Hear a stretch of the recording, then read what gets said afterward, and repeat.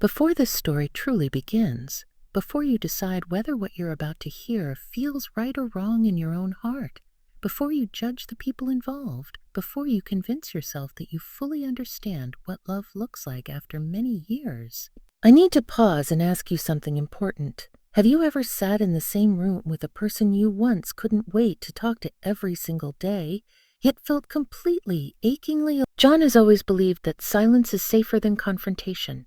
If a problem isn't spoken aloud, he thinks maybe it will quietly disappear. If you don't name the crack in the foundation, perhaps the house won't fall.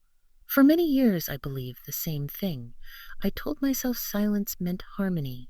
I told myself quiet was the sign of a mature relationship. Our marriage didn't fall apart in one terrible moment. There was no big betrayal, no shouting match that shook the walls, no suitcase packed in the middle of the night.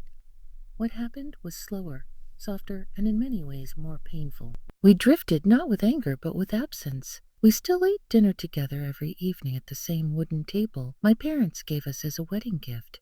We still watched the same shows on the living room couch side by side. We still brushed our teeth at the same sink, folded laundry together on Sundays, slept in the same bed. But the conversations became shorter, the laughter became rare.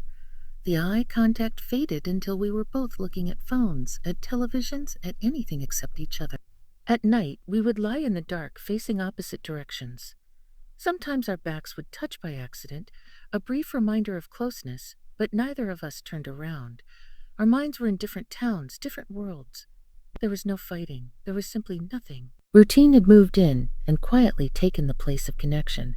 And routine, when it goes unnoticed for too long, can slowly suffocate love without ever raising its voice. The hardest part was that I couldn't point to a single day when it started.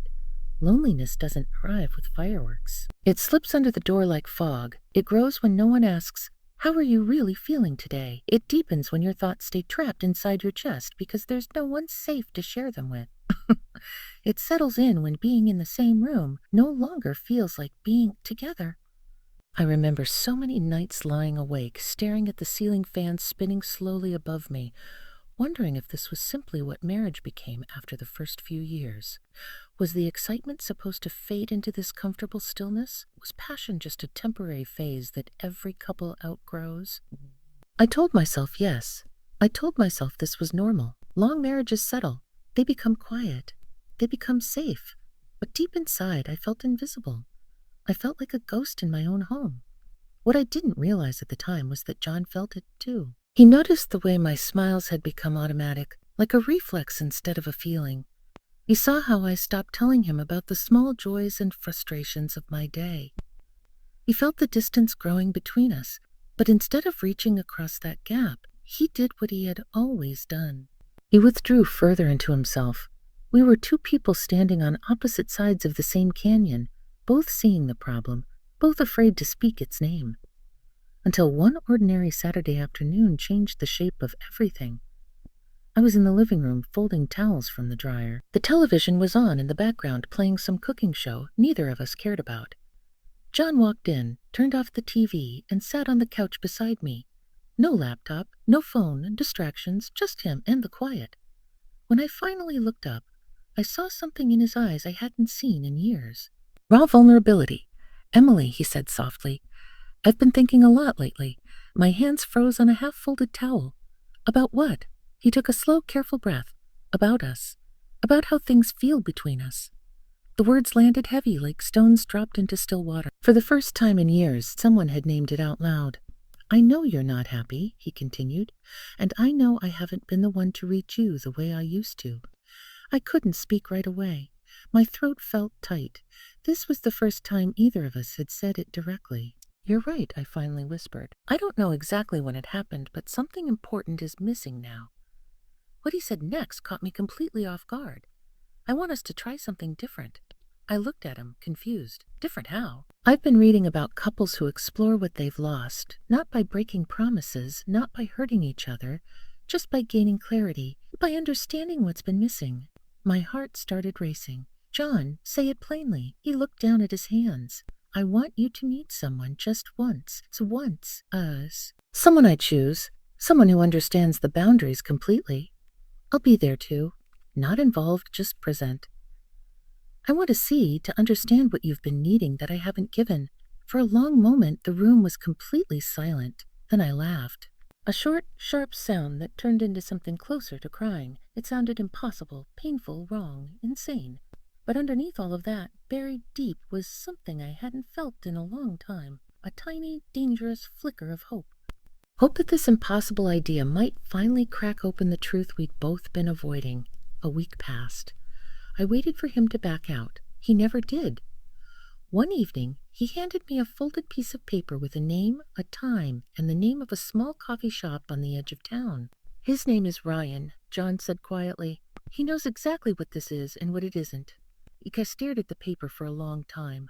Part of me wanted to tear it up. Part of me wanted to run, but another part, the part that was tired of pretending, needed to know, needed the truth, even if it hurt. The coffee shop was quiet and warm, with soft jazz playing in the background. Ryan was already there when I arrived. He looked ordinary in the best way. Calm, kind eyes, easy posture. He stood up to greet me politely. We sat, we talked. He asked questions, real ones. He listened without interrupting. He remembered small details I mentioned.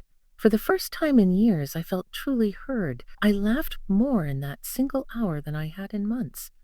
When the time was up and I walked out into the cool afternoon air, guilt followed me like a shadow. But that night, lying in bed, I didn't feel excitement or desire. I felt grief, deep, aching grief, because the pull I had felt during that conversation wasn't about Ryan. It was about realizing how much I had missed being seen, being listened to, being valued in my own marriage. The next morning, I sat across from John at our kitchen table. The sun was just coming through the window, lighting up the coffee cups between us. I don't want to do that again, I said. He nodded slowly. I don't either. And then for the first time in years, we really talked. Not polite small talk, not careful, guarded sentences, raw, honest, sometimes painful conversation. We talked about fear, how afraid we both were of conflict. We talked about avoidance, how silence had felt easier than risk. We talked about the small ways we'd each stop showing up for the other. We cried. We listened. We stayed at that table for hours. It wasn't a magic fix. It was a beginning, a painful, honest, hopeful beginning. This story isn't about giving permission for anything. It isn't about one dramatic solution. It's about emotional neglect, the kind that happens quietly without anyone meaning to cause harm. It's about how love doesn't usually die in loud explosions or scandals. Most of the time, it fades slowly in ordinary rooms, in unasked questions, in untouched hands, in nights spent facing opposite walls. If you've ever felt lonely next to the person you promised your life to, this story is for you. You're not broken. You're not alone. And sometimes the bravest thing we can do is finally name the silence. If you're still here, if these words reach something inside you, please subscribe, because the hardest truths are the ones we need to hear the most, and they're the ones that can eventually lead us back to each other.